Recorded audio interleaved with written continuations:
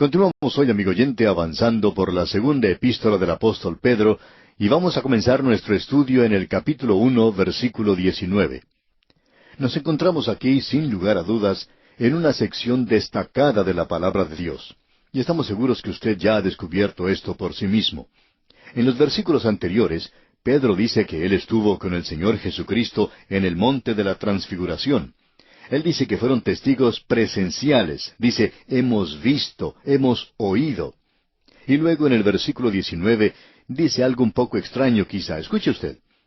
Tenemos también la palabra profética más segura, a la cual hacéis bien en estar atentos como a una antorcha que alumbra en lugar oscuro, hasta que el día esclarezca y el lucero de la mañana salga en vuestros corazones. ¿Escuchó usted? Tenemos también la palabra profética más segura. Y profecía no quiere decir necesariamente la predicción del futuro, aunque por cierto incluye eso. Pero aquí él se refiere a la palabra de Dios en su totalidad, porque él habla de la Escritura como habiendo sido hablada por Dios. Él es quien habla, y los profetas sencillamente lo dejan en claro en un momento. Ellos eran un poco más que sencillamente amanuenses, es decir, escribanos. Ellos no estaban tomando un dictado.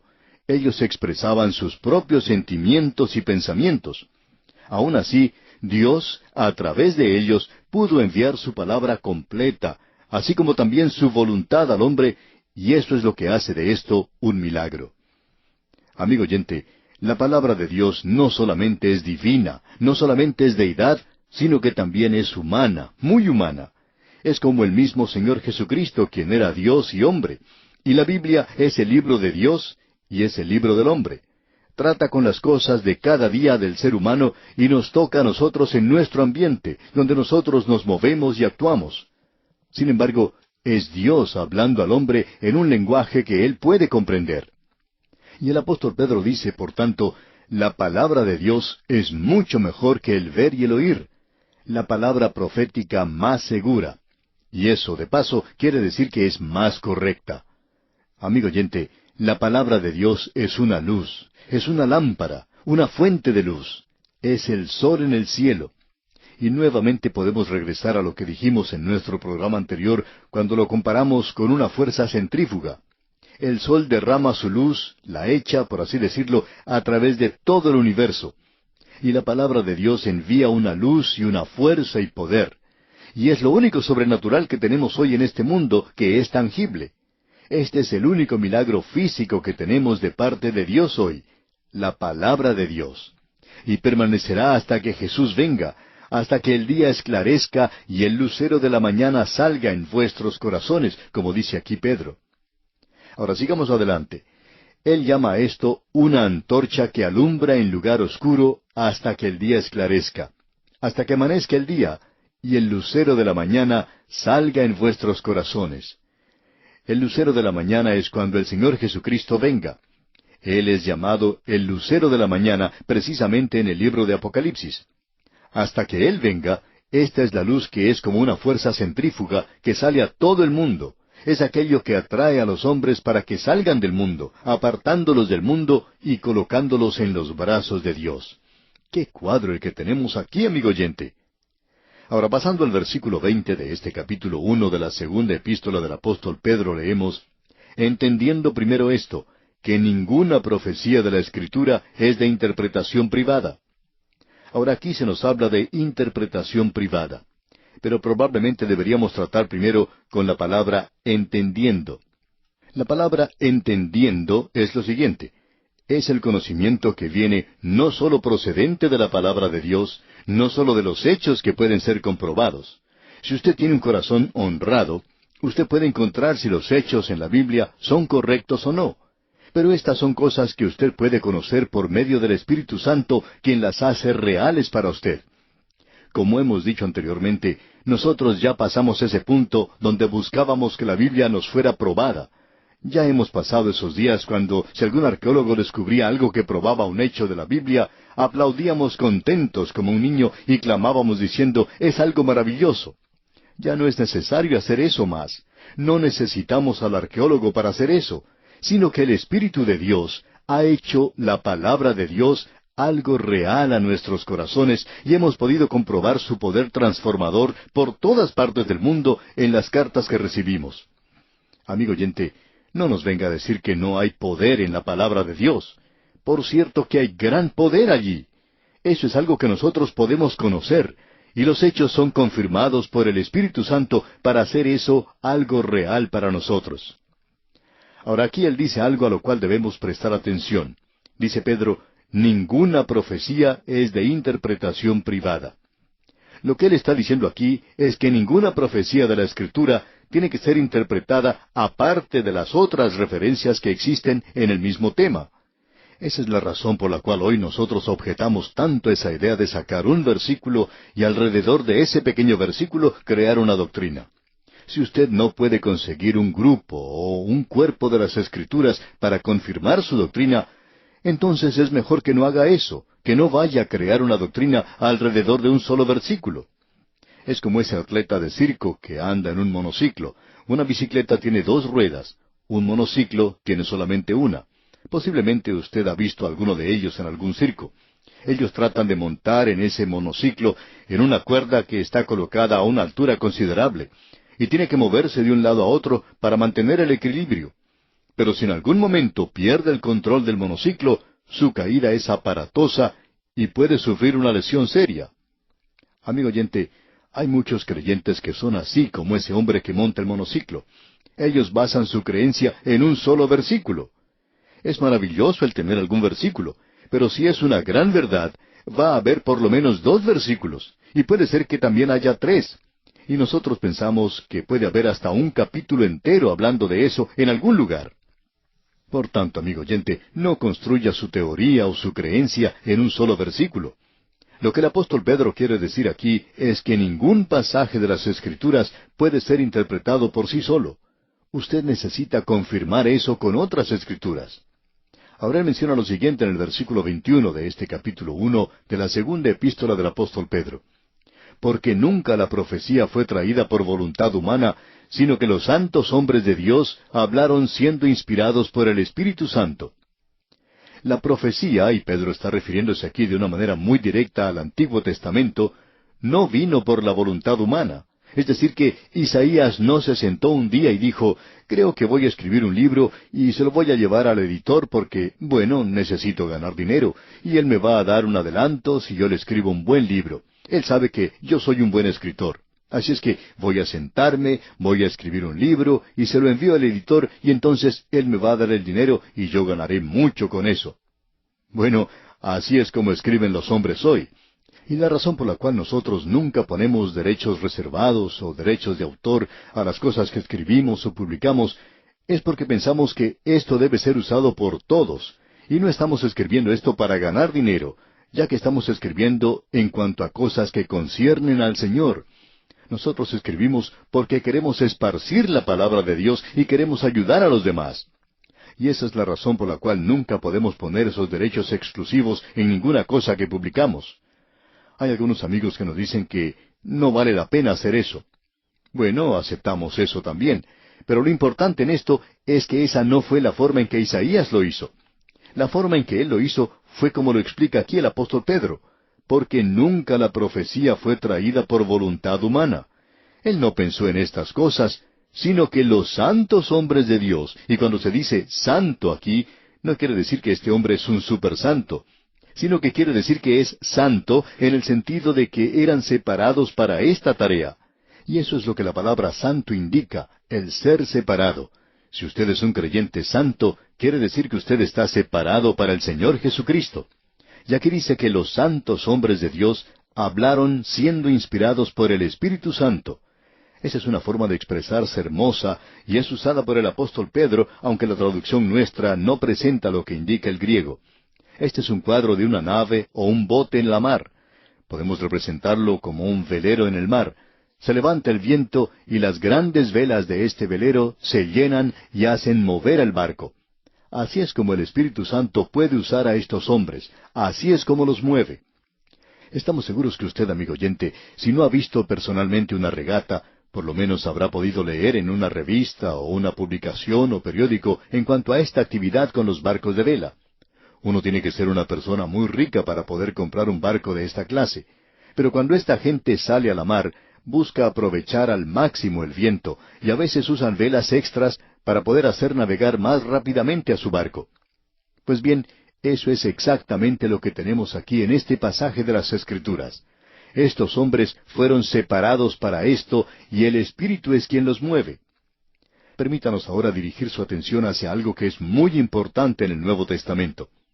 Esta es la declaración de Simón Pedro en su lecho de muerte. Este es su canto del cisne. Y en la segunda epístola a Timoteo tenemos la declaración del apóstol Pablo también en el lecho de muerte. Ese es su canto del cisne. Ambos enfatizan la palabra de Dios en días de apostasía, como los que estamos viviendo en el presente. El apóstol Pablo podía decir, toda escritura es dada por inspiración de Dios.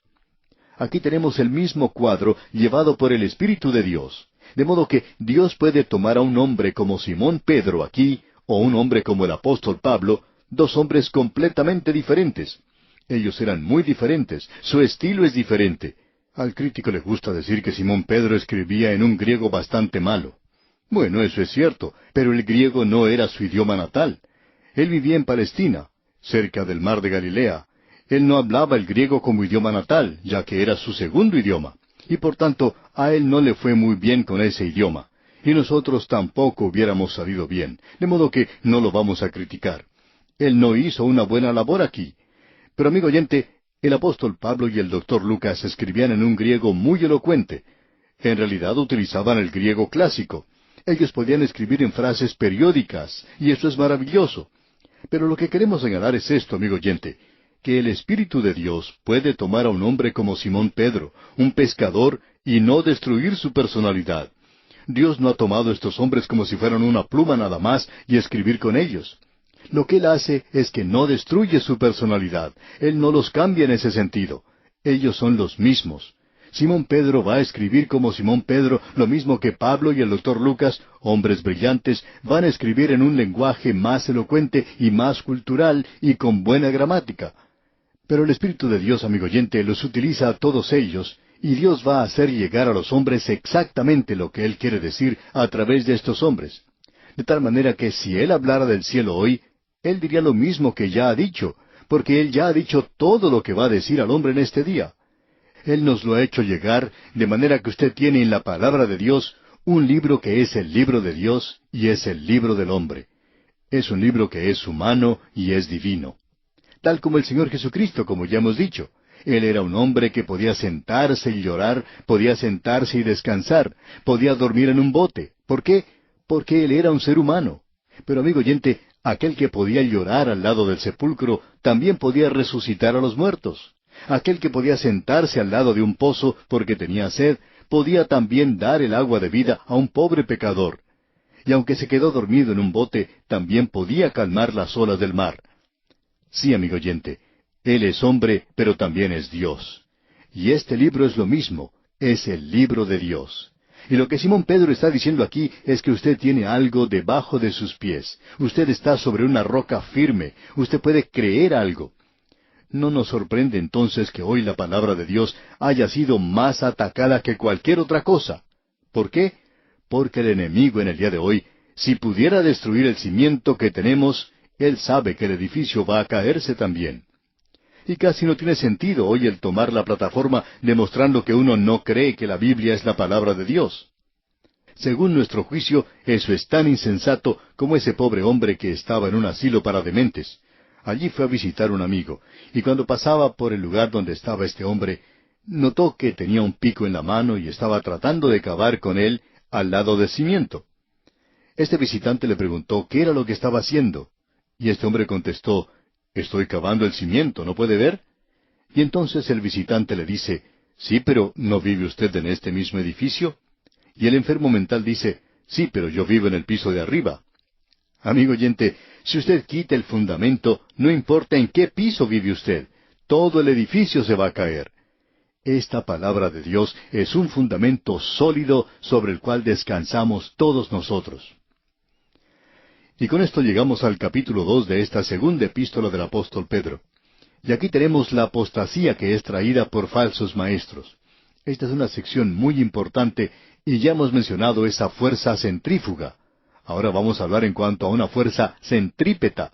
Esta es la fuerza que lo empuja a uno hacia el mundo, lo atrae hacia el mundo. Es una fuerza de gravedad.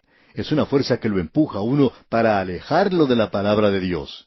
Y Pedro comienza diciendo aquí en el primer versículo de este capítulo 2, pero hubo también falsos profetas entre el pueblo, como habrá entre vosotros falsos maestros, que introducirán encubiertamente herejías destructoras, y aún negarán al Señor que los rescató, atrayendo sobre sí mismos destrucción repentina.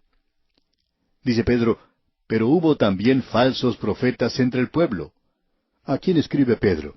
A los judíos cristianos, y él está hablando en cuanto a Israel. Había falsos profetas entre el pueblo de Israel, como habrá entre vosotros falsos maestros, es decir, en la iglesia. Esto es muy importante. Él dice que había falsos profetas en el Antiguo Testamento y que también hay falsos maestros en el día de hoy.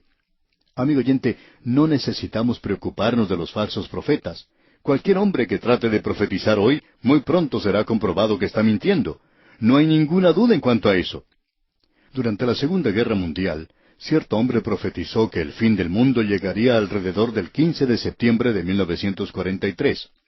Cuando llegó ese día, los periodistas llegaron a su casa y esperaron, y este hombre tuvo que salir al final del día y decirles que no había hecho bien las cuentas, sino que iba a suceder el 15 de septiembre de 1944.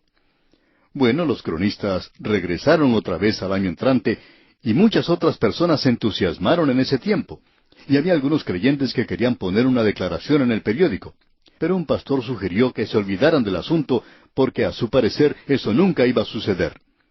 Amigo oyente, el mundo no llegó a su fin. Y los periodistas se rieron de ese hombre y lo ridiculizaron. Eso causa daño a la causa de Cristo cuando cualquier persona hace una cosa así. Pero ese hombre desapareció y posiblemente continuó prediciendo lo que sucedería en el futuro. No acostumbramos prestar atención alguna a profetas falsos, pero debemos decir esto, amigo oyente. Usted sí debe tener cuidado con los falsos maestros. Y usted tiene que analizar cuidadosamente lo que enseñan, incluyendo a este que está escuchando ahora mismo. Le urgimos a que usted revise lo que decimos por medio de la palabra de Dios. No lo crea simplemente porque se lo estamos diciendo aquí. Cierto hombre nos escribió diciendo que enseñaba en la escuela dominical y que si alguien le preguntaba en cuanto a lo que él decía, él contestaba, bueno, eso lo dijeron en el programa de A Través de la Biblia. Amigo oyente, usted no hace las cosas bien cuando hace eso. No tiene que hacerlo de esa manera. La palabra de Dios es aquello sobre lo cual usted debe descansar. Es sorprendente, amigo oyente, cuán fácilmente la gente es engañada en el presente. Cree cualquier cosa, y si usted no lo cree, pues puede comprobarlo por sí mismo.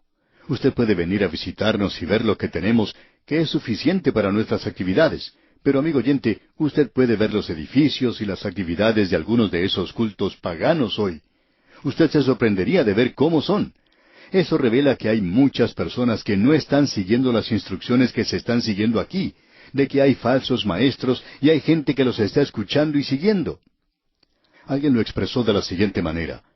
Pequeñas gotas de agua, pequeños granos de arena, hacen un poderoso océano y la hermosa tierra. Así es que la presión diaria, aunque sea sutil, sirve para sacudir a los excéntricos como usted y como yo. De modo que, amigo oyente, en el presente, excéntricos aquí en esta tierra son engañados a menudo. Debemos tener cuidado en cuanto a los falsos profetas y los falsos maestros. Bien, vamos a detenernos aquí por hoy y continuaremos en nuestro próximo programa. Mientras tanto, le urgimos a leer este segundo capítulo de la segunda epístola del apóstol Pedro para estar familiarizado con su contenido y que sea más fácil para usted seguir este estudio obteniendo de él el mayor provecho posible.